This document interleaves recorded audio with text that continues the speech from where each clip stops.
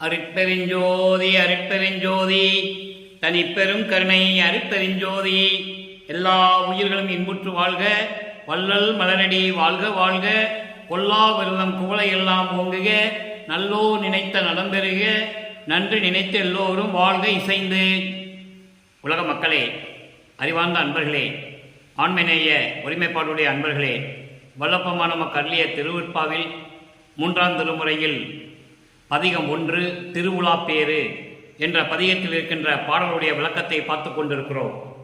இதுவரையில் 9 பாடல்களுடைய விளக்கங்களை பார்த்திருக்கிறோம். இன்று இறுதியான பாடல் 10வது பாடலுடைய விளக்கத்தை பார்க்க போகிறோம். இந்த பாடலுடைய விளக்கத்தை பார்ப்பதற்கு முன்னாலே ஒரு சிறிய முன்னுரை. காரணம் சொல்லிதான் ஆக வேண்டும். சமயங்களும் மதங்களும் மார்க்கங்களும் சூழ்ந்திருந்த காலகட்டங்களில் வல்லப்பமான ஒரு தாயின் வழியாக இந்த மண்விலைக்கு வருவிக்க உற்று 9 ஆண்டுகள் வரையிலும் தான் யார் என்று தெரியாத நிலையில் இருந்து கொண்டிருக்கிறார்.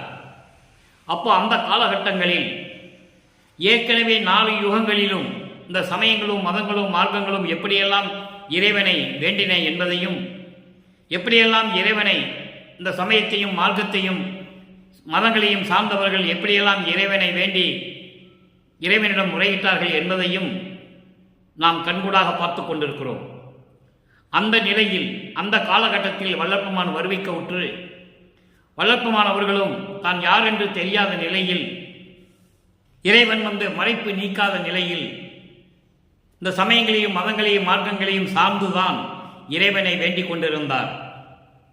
திருநூறி பூசிக்கொண்டிருந்தார், உத்திராட்ச மாலையை அணிந்திருந்தார், எல்லாமே இருந்தது, உண்மைதான். அதன் பிறகு 9 ஆண்டுகள் கழித்து இறைவன் ஆட்கொண்ட பிறகு அவருடைய மறைப்பு நீங்குகிறது. மறைப்பு நீங்கிய பிறகு தான் யார் என்ற நிலை அவர் உணர்ந்து கொள்ளுகிறார். அதன் பிறகு சமயங்களும் மதங்களும் மார்க்கங்களும் இல்லாத ஒரு மார்க்கத்தை, சமரச சுத்த சன்மார்க்கத்தை அருட்பெருஞ்சோதி ஆண்டவர் நிறுவி அதை மகனிடம் கொடுத்த பிறகு நிலை மாறுகிறது.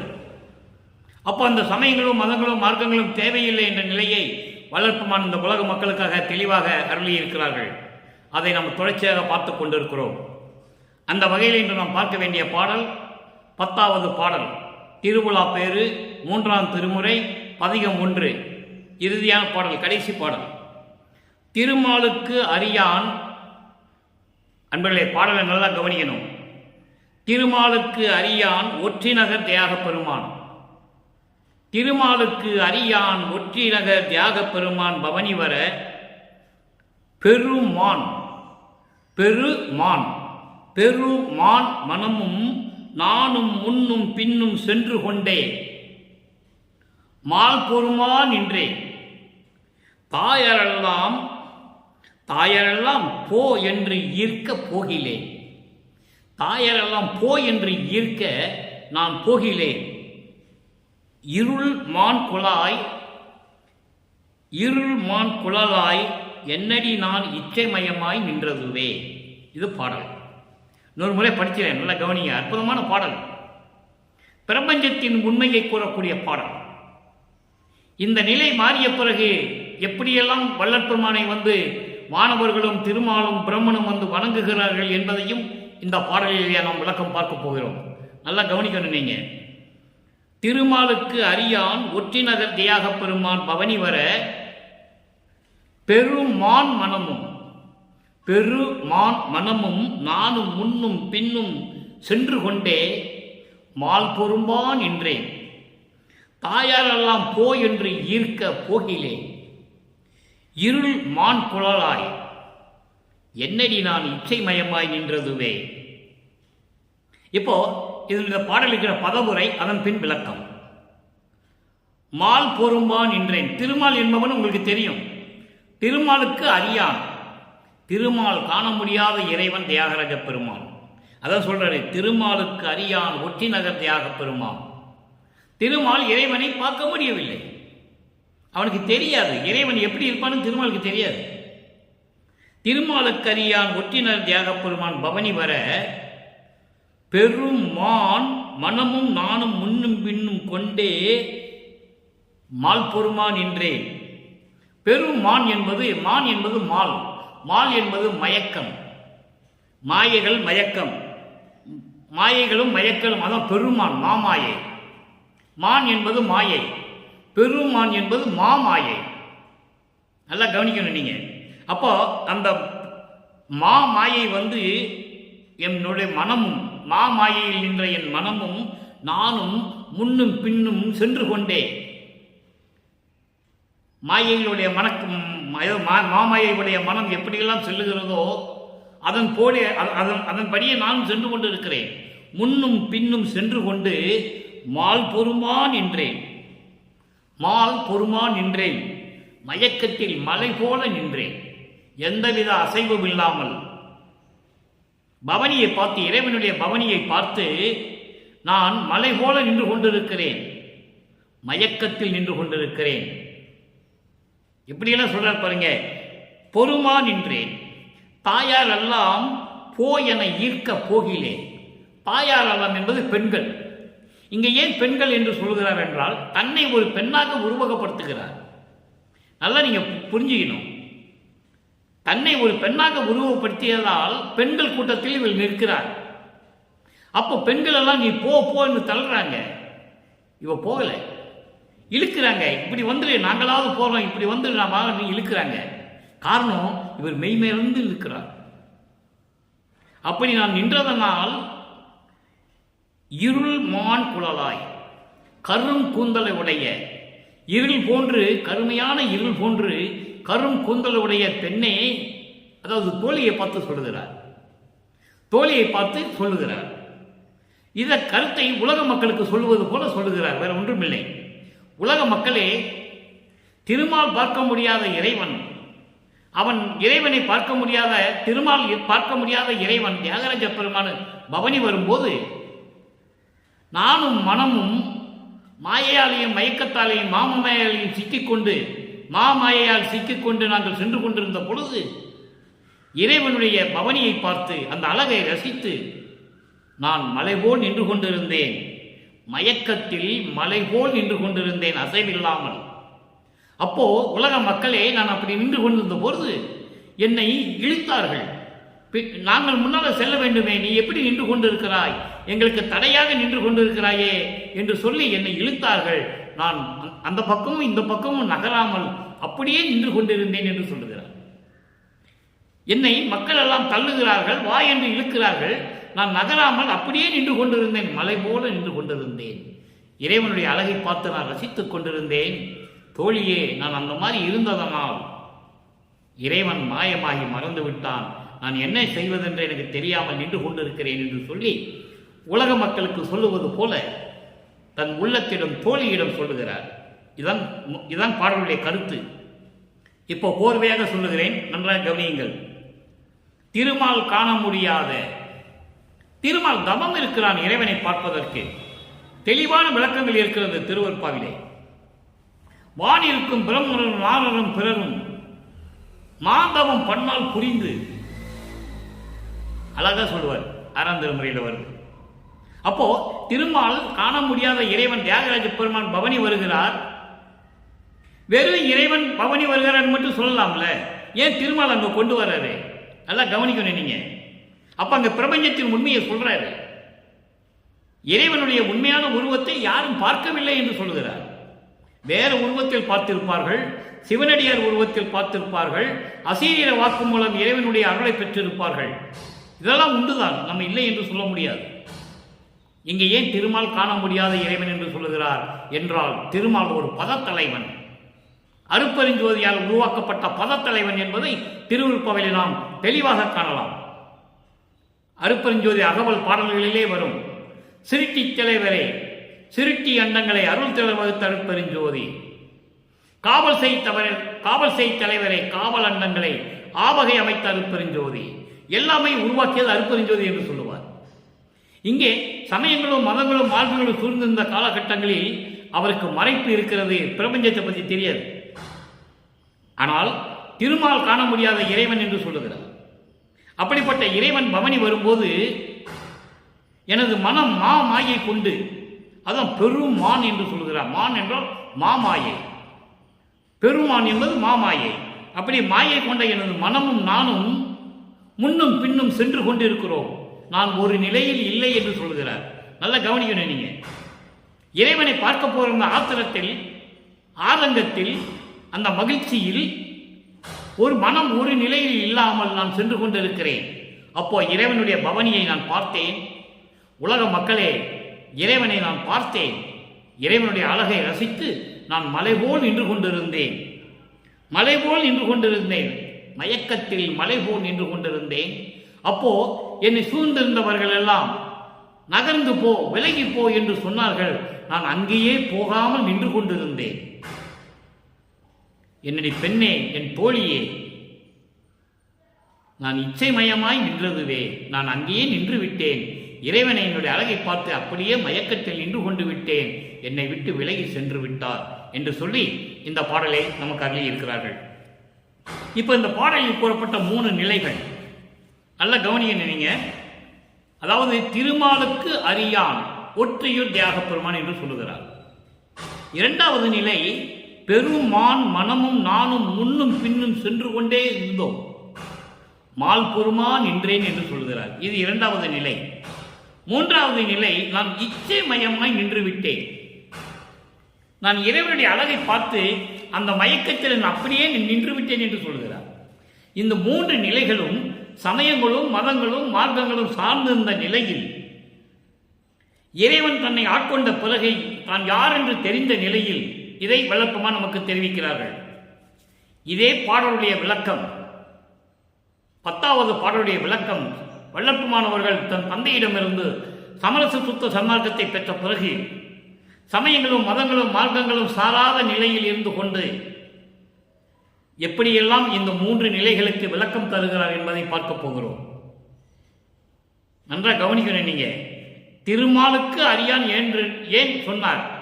அதை 6ஆம் திருமுறைக்கு வரும்போது இந்த பாடலுக்கு விளக்கம், சமரச சுத்த சன்மார்க்கத்தை பெற்ற பிறகு, இறைவனுடைய அருளை பெற்ற பிறகு இந்த திருமாலும் அவங்களெல்லாம் எப்படி வந்து வள்ளல் பெருமானை வணங்குகிறார்கள் என்பதை பார்க்க போகிறோம்.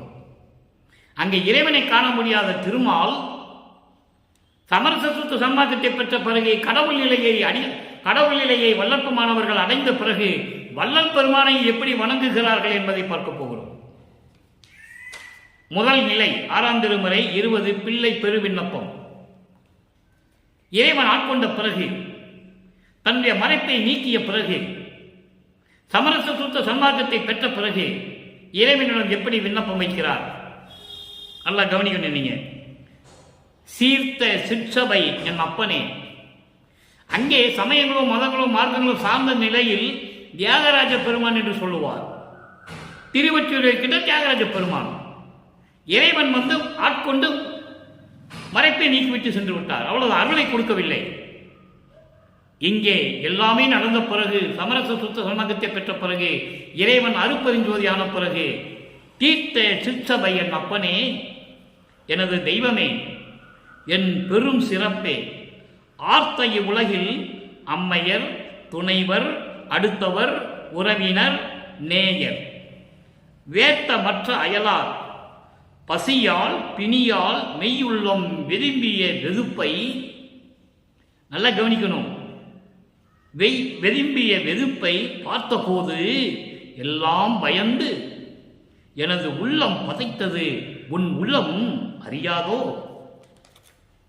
மற்றவர்களுக்காக தயவோடும் கருணையோடும் எப்படியெல்லாம் இறங்குகிறார், இறக்கப்படுகிறார் என்பதை தனது தந்தை அருப்பெருஞ்சாண்டவன் கேட்கிறார்.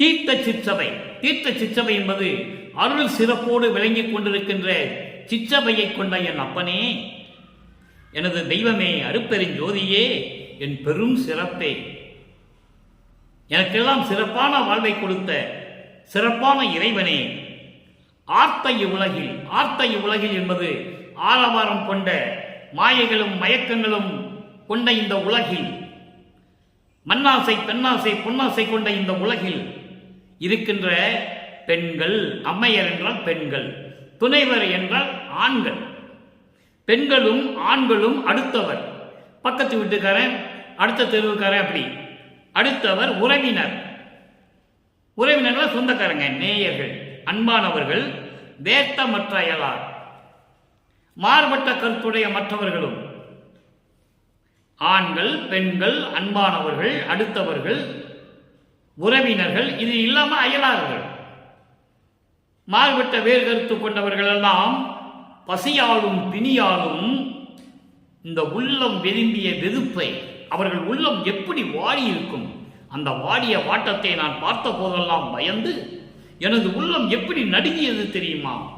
இது உன் உள்ளம் அறியாதோ, உனக்கு தெரியாதோ? அப்படிப்பட்ட நிலையை நீ மாற்ற வேண்டும் என் தந்தையே. எந்த உயிரும் பசியாலும் பிணியாலும் நோகக்கூடாது, வருந்தக்கூடாது என்று சொல்லி தந்தையிடம் விண்ணப்பம் வைக்கிறார். இது ஒரு நிலை. அடுத்து இரண்டாவது நிலைக்கு சொல்லுகிறார். எப்படி பாருங்க, இவருடைய மறைப்பு இல்லாததுக்கு முன்னால் இவர் எப்படி இருந்தார்? இறைவன் ஆட்கொண்டு மறைப்பை நீக்காருக்கு முன்னால எப்படி இருந்தாருன்னு சொல்றாரு. அப்புறம் மறைப்பை நீக்கிய பிறகு எப்படி ஆனாருன்னு சொல்றாரு. அந்த பாடலை நாம் பார்க்க போகிறோம். நல்லா கவனிக்கணும். நீங்க இறைவன் ஆட்கொள்ளாதற்கு முன்னால் இந்த மண்ணுலைக்கு வருவிக்க உற்று இறைவன் ஆட்கொள்ளாத வரையில் அவர் எப்படி இருந்தார்? இறைவன் ஆட்கொண்ட பிறகு, மறைப்பை நீங்கிய பிறகு, மரத்தை நீக்கிய பிறகு எப்படி இருக்கிறார்? 6ஆம் திருமுறை 50வது பதிகம் திருநடப்புகழ்ச்சி. இறைவனுடைய அருளாற்றலை, இறைவனுடைய அருள் செயலை புகழ்ந்து சொல்லுவது. 10வது பாடல். 3ஆம் திருமுறையில் இருக்கிற 10வது பாடலில் இருக்கின்ற விளக்கம் இங்கே இருக்கிறது. தாங்காதே பசி பெருக்கி, தாங்காதே பசி பெருக்கி, கடைநாய் போல் உளம்பி, தவம் விடுத்து அவம் தொடுத்து தனித்து உண்டும், வயிறு வீங்காதே எழுந்திருக்கே, வீங்கி வெடித்திடில் போல் விம்பும் எனில் எழுந்து உடனே வெறும் தடி போல் விழுந்தே, வெறும் தடி போல் விழுந்தே, வாங்காது தூங்கியதோர் வழக்கம் உடையேனை. எப்படி அற்புதமா சொல்றாரு பாருங்க. ஆட்கொள்வதற்கு முன்னால், மறைப்பை நீக்குவதற்கு முன்னால் எப்படி இருந்தேன்னு சொல்றாரு. உடையேனை வலிந்து அடிமை கொண்டு அருளை, மறப்பு ஒழித்து, தெளிவா சொல்றாரு பாருங்க. மறப்பு ஒழித்து தூங்காதே விழிக்க வைத்த துரையே, என் உள்ளத்தே சுத்த நடம்புரிகின்ற சித்த சிகாமணியே. இது பாடல். விளக்கம் பாருங்க. தாங்காதே பசி பெருக்கி, கொடுமையான பசியினால் தாங்க முடியாமல், கொடிய பசியை தாங்க முடியாமல், கடை நாய் போல, இழிந்த நாய் போல, இழிந்தவன் போல உளம்பி, கத்தி கொண்டும் குறைத்து கொண்டும் தெரு தெருவாக சுற்றி கொண்டும். எப்படி சொல்றாரு பாருங்க. நாய் போல. நாய்க்கு பசி வந்தான் என்ன பண்ணும்? குறைக்கும், கோபம் வரும், அடுத்த நாயோட போய் சண்டை போடும் கோபத்தில். ஏன்னா பசி தாங்க முடியல. அது போல கொடுமையான பசியினால் தாங்க முடியாமல், நாயை விட கேவலமாக நான் கத்திக்கொண்டும் புலம்பிக் கொண்டும் தெரு தெருவாக சுத்தி கொண்டும் இருந்தேன். தவம் எடுத்தேன். தவம் எடுத்தென்றால் அதாவது தவம் என்பது கண்ணை மூடிக்கிட்டு மரத்துக்கடியிலேயோ கோயிலுக்கடியிலேயோ போய் இருக்கிறது இல்லை. இங்கே தவம் எடுத்து என்பது இறைவனை நினைக்க முடியாமல், பசியின் கொடுமை வந்துவிட்டால் இறைவனை நினைக்க நேரம் இருக்காது, இறைவனை வணங்குவதற்கு மனம் இருக்காது. ஏனால் அந்த அளவுக்கு பசியின் கொடுமை. அந்த கொடுமையை தாங்கிக் கொண்டு புலம்பிக் கொண்டும் கத்திக்கொண்டும் தெரு தெருவாக சுற்றி கொண்டும் இருந்தேன் நான். அவம் தொடுத்தே. அவம் தொடுத்தே என்பது துன்பங்களையும் துயரங்களையும் சுமந்து கொண்டு, துன்பங்களையும் துயரங்களையும் கோபத்தையும் சுமந்து கொண்டு தனித்து உண்டும். தனித்து உண்டுனா எங்க சாப்பாடு கிடைக்கும்? யாருக்கும் கொடுக்காம தனியா உட்கார்ந்து சாப்பிடுறது. தனித்து உண்டும், யாருக்கும் கொடுக்காம, பசியின் கொடுமை தாங்க முடியாமல் யாருக்கும் கொடுக்காம தனியாக உண்டும், வயிறு வீங்காவால் எழுந்திருக்கேன். வயிறு வீங்காம நான் எந்திரிக்க மாட்டேன். வயிறு புடைச்சி வயிறு ஃபுல்லாக போய் தொண்டை அளவுக்கு சாப்பாடு வரணும். அது வராமல் நான் எந்திரிக்க மாட்டேன். வீங்கி வெடித்தல் போல் விம்புமெனில், வயிறு வீங்கி வெடிக்கிற மாதிரி வரணும். அந்த மாதிரி தான் நான் சாப்பிடுவேன். அப்படி சாப்பிட்டு எழுந்து உடனே வெறும் தடி போல் விழுந்து, வெறும் தடி போல் விழுந்து என்பது உணர்ச்சியற்ற மரக்கட்டை போல. இப்போ ஒரு மரக்கட்டை தள்ளிவிட்டா எப்படி கீழே விழுவும்? டம்முன்னு விழுவும், சத்தம் கேட்கும்.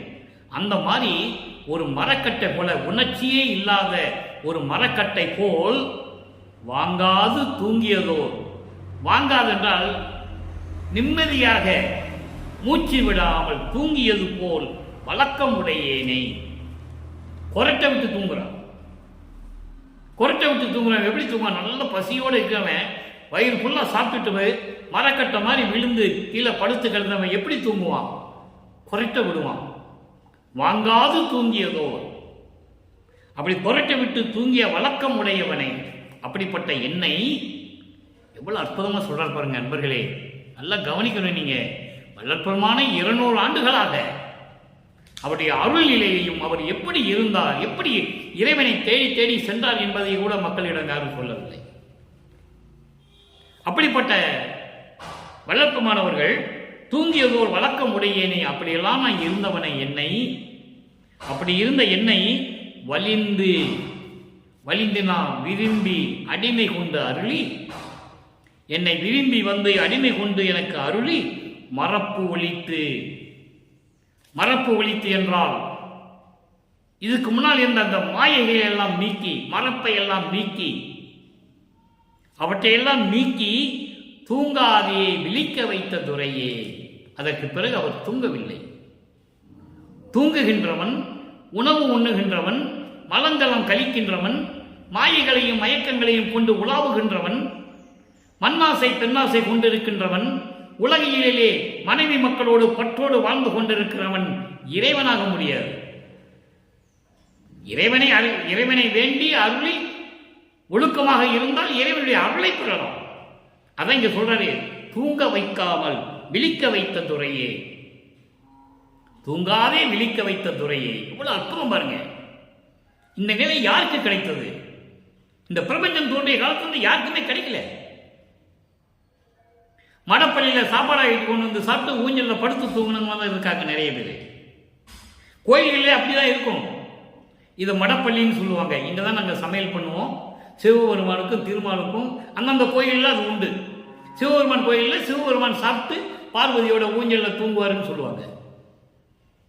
அதே மாதிரி வைஷ்ணவ கோயிலையும் சரி, பெருமாளுக்கு இங்கே தான் நாங்கள் சமைப்போம், சமைச்சு கொண்டு நெய்வேத்தியம் பண்ணுவோம், அவர் சாப்பிட்டு லட்சுமியோட அந்த ஊஞ்சலாடுவாங்கன்னு சொல்லுவாங்க.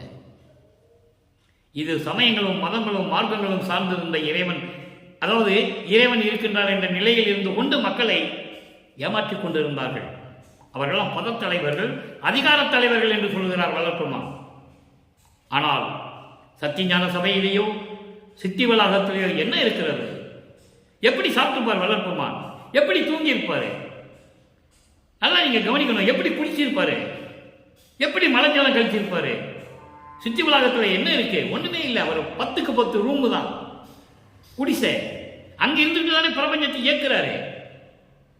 திருவற்பாளர் தெளிவா சொல்றாரு, எனக்குன்னு திருமால் உலகம் இருக்கு, பிரம்மன் இருக்கிற உலகம் இருக்கு. எங்க அப்பா என்னை கூப்பிட்டாரு, அருப்பறிஞ்சு கூப்பிட்டாரு, எனக்கு முடியாதுன்னு சொல்றாரு. பாட்டில் சொல்றாரு, பிரம்மன் உலகம் எனக்கு தேவையில்லை, திருமால் உலகம் எனக்கு தேவையில்லை என்று சொல்லுவார். தெளிவா சொல்லுவார். பாட்டில் இருக்கு, எல்லா ஆதாரங்களும் திருவற்பாவில் இருக்கு. விரிப்பிலேன் மாலையின் பதவி வேண்டி கொல் என விளிம்பினும் கொல்லேன் என்று சொல்லுவார். அந்த உலகங்களாம் எனக்கு தேவையில்லை என்று சொல்லுதானே இந்த குடிசையிலே வந்து உட்கார்ந்து கொண்டிருக்கிறேன். மணிமகுடம் தேவையில்லை என்று சொல்லுதானே முக்காடு போட்டுக் கொண்டு இருக்கிறேன். எனக்கு எந்த விதத்திலையும் எனக்கு ஆசை இல்லை, நீ மட்டும் என்னோடு இருந்தால் போதும், இந்த பிரபஞ்சத்தை நானே இயக்குவேன் என்று சொல்லுவார். அந்த நிலையில் இருந்து கொண்டிருக்கிறார் வல்லற்பமானவர்கள். இன்னைக்கு 5 தொழிலையும் செய்து கொண்டு இந்த பிரபஞ்சத்தை இயக்கிக் கொண்டிருக்கிறது யார்? வல்லற்பமானவர்கள். தந்தையின் கட்டளைப்படி தந்தை தன்னோடு இருக்கிறார், 2 கலந்து விட்டார். அவருடைய கட்டளைப்படி இந்த பிரபஞ்சத்தை இயக்குவது யார்? வல்லற்பமானவர்கள். அந்த நிலையிலிருந்து நீங்கள் வல்லற்பமானை பார்க்க வேண்டும்.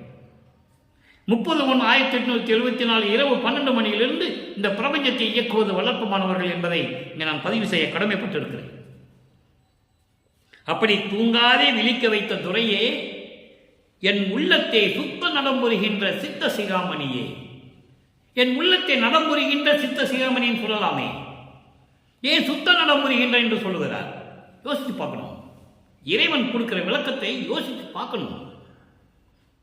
சுத்த நலம் என்பது சமரச சுத்த சன்மார்க்க சத்திய நெறிகளில் இருந்து கொண்டு அருளாட்சி செய்து கொண்டிருக்கின்ற என் உள்ளத்தில் அமைந்த இறைவனே. சித்த சிகாமணி என்பது என் உள்ளத்தில் அமைந்து கொண்டிருக்கின்ற சமரச சுத்த சன்மார்க்க தலைவனே என்று பொருள். அடுத்த 3வது நிலைக்கு ஒரு விளக்கம். நாம் பார்த்த திருவிழாப்பேரனுடைய 10வது பாடலுக்கு அடுத்த விளக்கம் பொது நடம் 20வது பாடல். பொது நடம் 20வது பாடல். காரண அருவே காரிய உருவே. காரண காரியம் காட்டி ஆரண முடியும் ஆகம முடியும் அமர்ந்து ஒளிர் அற்புத சுடரே. நாரண தலமே நாரண வளமே. நாரணாகாரத்தின் ஞாங்க பூரண ஒளிசை பூரண சிவமே. பொது நடம் புரிகின்ற பொருளே. இது பாடல், 6ஆம் திருமுறையில் இருக்கின்ற பாடல். இதனுடைய விளக்கம் பாருங்க. காரண அருவே. காரணம் என்பது ஒரு நோக்கம், காரியம் என்பது செயல். காரியம் என்பது செயல், வேலை, வேலைப்பாடு, தொழில், அந்த மாதிரி தான் காரியம். அப்போ ஒரு நோக்கத்தை உருவாக்கும் போது அது அருவமாக இருக்கும். நோக்கம் என்பது அருவம், காரியம் என்பது செயல்பாடு. ஒரு மனிதன் ஒரு செயலை செய்யும் போது அவன் உருவமாக இருப்பான். காரண அருவே என்பது காரண அருவே என்பது நோக்கத்தின் விளைவே. நோக்கம் என்பது ஒரு ஆன்மானுடைய நிலை. ஆன்மா எப்படி இருக்கும்? அருவமா இருக்கும். ஆன்மா அருவமா தானே இருக்கும். அப்ப அந்த ஆன்மா செயல்படும் போது உருவமாக இருக்கும். ஒரு உடம்பிலே ஜீவனாக வந்து ஒரு ஆன்மா வந்து ஒரு உடம்பிலே உயிராக வந்து உள்ள வந்து இருக்கும்போது அவன் செயல்படுகிறான். அதான் காரியம். அப்போ காரண அருவே. காரண அருவே என்பது முதல் நிலையில் இருக்கக்கூடிய நோக்கத்தின் வடிவே. அது அருவமா இருக்கும். காரியம் என்பது அருளோடு விளங்கக்கூடிய உருவம். அருளோடு விளங்கக்கூடிய உருவம் செயல்பாடு. அதான் காரிய உருவே என்று சொல்கிறார். ஒரு வேலையை ஒருவன் செய்யும் போது அதன் உருவம் தெரியும். காரண காரியம் காட்டி. காரணம் காரியம் காட்டி என்றால் அந்த நோக்கத்தையும் அந்த செயல்பாடுகளையும் எனக்கு காட்டி, அதாவது தயவையும் செயல்பாடுகளையும் கருணையும் இரக்கத்தையும் எனக்கு காட்டி, ஆரண முடியும் ஆகம முடியும். ஆரணம் என்பது வேதங்கள். வேதங்கள் முடிவுகளுக்கு மேலேயும் ஆகம முடிவுகளுக்கு மேலேயும் சைவ சித்தாந்த நூல்களுக்கு மேலேயும் அமர்ந்து ஒளிந்து கொண்டிருக்கின்ற அற்புத சுடரே. அற்புத சுடரே என்பது அருட்பெருஞ்சோதியே. அற்புத சுடர் என்பது என்ன? அருட்பெருஞ்சோதி. ஆக இறைவனை காரிய உருவம் என்றுகிறார், காரண உருவம் என்று சொல்லுகிறார். வேற ஒன்றும் இல்லை. காரண உருவம் காரிய உருவம் என்றால் செயல்பாடுகளையும் அந்த நோக்கங்களையும் நிறைவேற்றக்கூடிய இறைவன் என்று சொல்லுகிறார். ஆன்மாவாக இருக்கும்போது அருவமாக இருக்கும், அது செயல்பாடுகள் வரும்போது காரியமாக இருக்கும். அப்படி காரணமும் காரியங்களையும் காட்டி வேதங்களின் முடிவுகளுக்கும் சித்தாந்த நூல்களின் முடிவுகளுக்கும் மேலே ஒளிந்து கொண்டிருக்கின்ற அருட்பெருஞ்சோதியே. அடுத்து பாருங்க, நாரண தலைமை. இந்த நாரண தலைமை என்பது பிரிக்கணும். நார் பிளஸ் அன பிளஸ் தலம். நார் என்பது அழகு, அன்பு, அருள், எப்படி வேணா எடுத்துக்கலாம். அனம் என்பது சேர்ந்தது, பொருந்தியது, அன்பு பொருந்திய. நார் பிளஸ் அன என்பது அன்பு பொருந்திய, அருள் பொருந்திய, அருள் பொருந்திய, மனம் பொருந்திய, எப்படியெல்லாம் சொல்லலாம். இங்கே நார் அன தலம் என்பது அன்பு நிறைந்த நிலை. இறைவனை சொல்றாரு, அன்பு நிறைந்த நிலையே, அன்பு நிறைந்த இறைவனே, பேரன்பு கொண்ட இறைவனே அப்படின்னு சொல்லுகிறார். நாரண தலமே. தலம் என்பது இருக்கும் இடம். தலம் என்பது இருக்கும் இடம் என்று சொல்லுவார்கள். அன்பு நிறைந்த இடம் என்று சொல்லலாம், அன்பு நிறைந்த இறைவன் என்றும் சொல்லலாம், அருள் நிறைந்த இறைவன் என்றும் சொல்லலாம், அருள் மனம் வீசக்கூடிய இறைவன் என்றும் சொல்லலாம். உங்கள் விளக்கத்துக்கு ஏற்றபடி நீங்கள் எடுத்துக்கொள்ளலாம். அடுத்து பாருங்க, நாரண வளமே. நாரண வளமே. நார் பிளஸ் அன பிளஸ் வளம். வளம் என்பது அருள் வல்லமும் கொண்ட இறைவன்.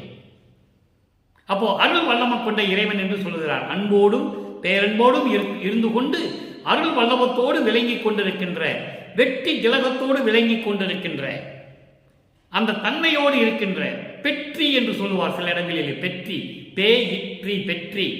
பெற்றி என்றால் அருள் தன்மை என்று பொருள். அப்படிப்பட்ட ஒரு தன்மையை கொண்ட இறைவன் என்று சொல்லுகிறார். நாரண தலமே, நாரண வளமே, நாரணாகாரத்தின் ஞாங்கற் பூரண ஒளி செய் பூரண சிவமே.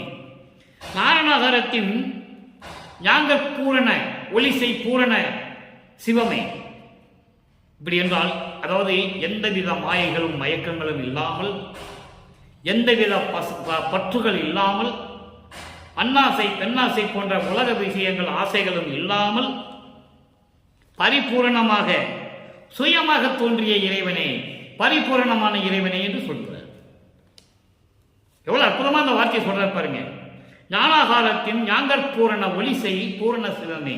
அந்த நிலையில் இருந்து கொண்டு பிரபஞ்சத்தில் பரிபூரணமாக ஒளி வீசி கொண்டிருக்கின்ற, விளங்கி கொண்டிருக்கின்ற பூரண சிவமே. சிவத்தை பூரண சிவம் என்று சொல்கிறார். அவன் தான் அருட்பெருஞ்சோதி. அருட்பெருஞ்சோதி ஆண்டனை பூரண சிவமே என்று சொல்கிறார். பொது நடம் புரிகின்ற பொருளே, சத்திய ஞான சபையிலே அருள் நடனம் செய்து கொண்டு அருளாட்சி செய்து கொண்டிருக்கின்ற அருட்பெருஞ்சோதியே என்று சொல்கிறார். பொருள் என்பது அருட்பெருஞ்சோதி. இறுதியாக ஒரே ஒரு விளக்கம். 65 அடைக்கலம் புகுதல் 10வது பாடல். இன்று 3ஆம் திருமுறையிலே 10வது பாடலிலே முதல் வரியிலே சொல்லுவார், திருமாலுக்கு அரியான் ஒற்றி நகர் தியாக பெருமான். அங்கே திருமால் இறைவனை பார்க்க முடியவில்லை என்று நின்று கொண்டிருக்கிறான். இங்கே வள்ளற்பெருமானை எப்படி வணங்குகிறான் என்று நீங்கள் பார்க்க வேண்டும். அப்போ வள்ளற்பெருமான் சமரச சுத்த சன்மார்க்கத்தை தந்தையிடந்து பெற்ற பிறகு, எல்லா அருள்களையும் பெற்ற பிறகு, ஐந்தொழில்களையும் பெற்ற பிறகு, மரணமில்லா பெருவாழ்வையும் பெற்ற பிறகு இறைநிலையில் இருக்கிறார். கடவுள் நிலையில் இருந்து கொண்டிருக்கும் போது இந்த திருமாலும் வானவர்களும் எல்லாம் எப்படி வள்ளற்பெருமானை வணங்குகிறார்கள் என்பதை பார்க்க போகிறோம். நல்லா புரிஞ்சுக்கணும் நீங்க. பிச்சன் கவரி நிலக்கி அசைத்திடமால், பிச்சங்கவரி நிலக்கி அசைத்திடமால், யானை பிடரியின் மேல் நித்தம் பவனி வருகின்ற நிபுணர் எல்லாம் பொழுது ஏத்த, எச்சம் புரிவோர் போற்ற, என்னை ஏற்றா நிலையில் ஏற்றிவித்து என் அச்சம் தவிர்த்து ஆண்டு கொண்டாய் அடியே உன்றன் அடைக்கலமே. பாடம். சமயங்களும் மதங்களும் மார்க்கங்களும் சார்ந்திருந்த நிலையில் இறைவனை எப்படி பார்க்கிறார்? திருமாலே பார்க்க முடியாத இறைவன் என்று சொல்லுவார். அதன் பிறகு இந்த திருமாலும் பிரம்மனும் ருத்திரனும் மகேஸ்வரனும் சதாசிவம் போன்ற பதத்தலைவர்கள், வானவர்கள், எச்சம் புரிவோர். எச்சம் புரிவோர்னா மிச்சம் இருக்கிறவங்க, சத்தர்கள், சக்திகள், சித்தர்கள், முனிவர்கள், கோடான கோடி பேர்கள் எப்படி இறைவனை, அதாவது வள்ளற்பெருமானை வணங்குகிறார்கள் என்று சொல்லுகிறார். வள்ளற்பெருமானை வணங்குகிறார் என்று வள்ளற்பெருமானை உலக மக்களுக்கு தெரிவிக்கிறார். அப்ப அவருடைய நிலையை உலக மக்கள் அறிய வேண்டும் என்பதற்காகத்தான் நமக்கு இந்த பாடலை நமது இறைவன் வல்லப்பெருமான் நமக்கு அருளி இருக்கிறார்கள். நல்ல கவனிங்க. பிச்சன் கவரி நிலைக்கு அசைத்திட. பிச்சன் கவரி நிலைக்கு அசைத்திட என்பது, பிச்சம் கவரி என்பது வெண்கொடை, வெண்தாமரை கொடை என்று சொல்லுவார்கள். புராணங்களிலே நீங்கள் படித்திருக்கலாம். இறைவன் உட்கார்ந்திருப்பான் அந்த அரண்மை, அந்த அது என்ன சொல்லுவாங்க, சேர் மேல உட்கார்ந்துருப்பான். அதில் உட்கார்ந்துக்கும் போது 2 பக்கம் இருந்து வெண்தாமரை வீசுவார்கள். அப்போ ஒரு கொடை ஒன்று இருக்கும், அதான் வெண்கொடை என்று சொல்லுவார்கள். அரியணையில் உட்கார்ந்திருக்கும் போது அரசனுக்கு இதெல்லாம் செய்வார்கள் என்பதை நீங்கள் புராணங்கள் படித்திருக்கலாம். எத்தனையோ தொலைக்காட்சிகளிலே நீங்கள் பார்த்திருக்கலாம். அந்த மாதிரி பிச்சன் கவரி என்பது வெண்கொடையால் செய்யப்பட்ட நிழலுக்கு பிடிக்கக்கூடிய ஒரு கொடை. நிலத்தி அசைத்திட.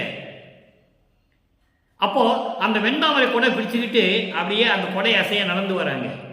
யாரு? திருமாலும். அது இல்லாம யானை பிடரியின் மேல் பவனி வந்து கொண்டிருக்கிறார்கள் நிபுணர்கள். நிபுணர்கள் என்பது இங்கே தேவர்கள். தேவர்கள், பதத்தலைவர்கள், மண்டலாதிபதிகள் எல்லாம் மொத்தமாக சேர்த்து நிபுணர்கள் என்று சொல்றார். அப்ப இவங்கெல்லாம் யானை பிடரின் மேல் ஏறி டெய்லி பவனி வராங்க. தினமும் அதான் நித்தமும் பவனி வருகின்ற, நித்தம் பவனி வருகின்ற, நித்தமும் பவனி வருகின்ற இந்த வானவர்களும் திருமாலும் மற்றவர்களும் என்னை தொழுது ஏத்த, என்னை வணங்கி போற்ற, என்னை வணங்கி போற்ற எச்சம் புரிவோர். எச்சம் புரிவோர்னா மீறி இருக்கிறவங்க, இந்த தேவர்கள், பதத்தலைவர்கள், திருமால், பிரம்மன் இவங்கெல்லாம் போக மிச்சம் யார் இருக்கா? சத்தர்கள், சக்திகள், முனிவர்கள், ரிஷிகள், சித்தர்கள், இவங்கெல்லாம் போற்ற, என்னை போற்ற, என்னை ஏற்றா நிலைமையில் ஏற்றுவித்து, ஏற்றா நிலைமையில் ஏற்றுவித்து, கடவுள் நிலையில் என்னை ஏற்றுவித்து, 16வது நிலை ஞானத்தின் ஞானம், சிவநிலை, கடவுள் நிலை, அந்த கடவுள் நிலையில் என்னை ஏற்றுவித்து என் அச்சம் தவிர்த்து. இங்கே ஏன் அச்சம் தவிர்த்து என்று சொல்லுகிறார்? எல்லாரும் செய்யக்கூடிய வேலையை, இந்த பிரபஞ்சத்தில் பகிர்ந்து செய்து கொண்டிருந்த வேலையை என் ஒருவனுக்கு தனியாக கொடுத்தால் கொஞ்சம் பயம் வரதானே செய்யும். நிர்வாகம் பண்ணணுமே, பிரபஞ்சத்தை இயக்கணுமே, அந்த பயம் இருக்கதானே செய்யும். அப்போ தந்தையிடம் சொல்லுகிறார், எப்படி இது நாம் செய்ய முடியும் என்று கேட்கும் பொழுது அந்த அச்சத்தை போக்குகிறார். நான் உன் உடன் தானே இருக்கப் போகிறேன் மகனே, உன்னோடு இரண்டரை கலந்து கொண்டுதானே இருக்கிறேன், நீ பயப்படாதே, நான் இருக்கிறேன் துணைக்கு, நீ பிரபஞ்சத்தை இயக்குவாயாக, விளையாடுக என்று சொல்லுவார். உன் மனம் போல விளையாடுக மகனே என்று சொல்லுவார். அற்புதமாக இருக்கும். இப்படியெல்லாம் நிறைய உதாரணங்கள் உண்டு திருவெட்பாவிலே. நீ விளையாடு மகனே, உன் இஷ்டம் போல விளையாடு என்று சொல்லுவார். உன் விருப்பம் போல விளையாடு மகனே என்று சொல்லுவார் ஒரு பாடலிலே. அதை தான் இங்கே சொல்லுகிறார், அச்சம் தவிர்த்து ஆண்டு கொண்டோய் அடியேன் உண்டன் அடைக்கலமே என்று சொல்லுவார். ஆக வானில் இருக்கின்ற அத்தனை பேருமே இவரை வந்து வணங்கி போற்றி வணங்கி தொழுகிறார்கள் என்று சொல்கிறார். அப்போ வல்லப்பமனுடைய இறைநிலையை நீங்கள் புரிந்து கொள்ள வேண்டும் நண்பர்களே. இந்த நிலையில் இருந்து கொண்டுதான் நீங்கள் வல்லப்பமானை வணங்க வேண்டும். அவர் இறைநிலையில் இருக்கின்றவர். அப்புறம் ஏன் அருப்பறிஞ்சுதான் கடவுள் என்று சொன்னார் என்றால், சமரச சுத்த சன்மார்க்கத்திலே சத்திய நெறிகளிலே முதன்மையானது கடவுள் ஒருவன் தான். அதை இந்த சமயங்களும் மதங்களும் மார்க்கங்களும் பல விதமாக பிரித்து பல பெயர்களிலே வைத்து பல இடங்களிலே ஆலயங்களை அமைத்து அதற்கேற்றபடி இடங்களையும் தேர்வு செய்து அதற்கேற்றபடி வழிபாடுகளையும் அமைத்து மக்களை வழிபட வைத்து விட்டார்கள். 4 யுகங்களிலுமே காலம் காலமாக இது மக்களுடைய மனதில் கூறிவிட்டது. அதை தூக்கி எறிய வேண்டும், நீக்க வேண்டும் என்பதற்காகத்தான் வல்லப்பமானவர்கள் இந்த மண்ணுலைக்கை வருவிக்க விட்டு சமரச சுத்த சன்மார்க்கத்தை தன் தந்தையிடம் பெற்றுக்கொண்டு நான் எதற்காக இந்த மண்ணுக்கு வருவிக்க விட்டேன் என்பதையும் உலக மக்களுக்கு தெரிவிக்கிறார். ஆன்ற சன்மார்க்கம் அணிபெற என்னைத்தான் ஈன்று இனிய அமுதளித்த நற்றாயை என்று சொல்லுவார். அகத்தை கருத்து புறத்தை வெளுத்திருந்த உலக சக அனைவரையும் திருத்தி சன்மார்க்கத்தை அடைவித்திட நல்ல அது பிரித்து படிக்கணும். சன்மார்க்கத்தை அடைவித்திட அவரும் இகத்தே பரத்தை பெற்று மகிழ்ந்திடுவதற்கென்றே என்னை முகத்தை இறைவன் வருவிக்க உற்றேன், அருளை பெற்றேன் என்று சொல்லுவார்.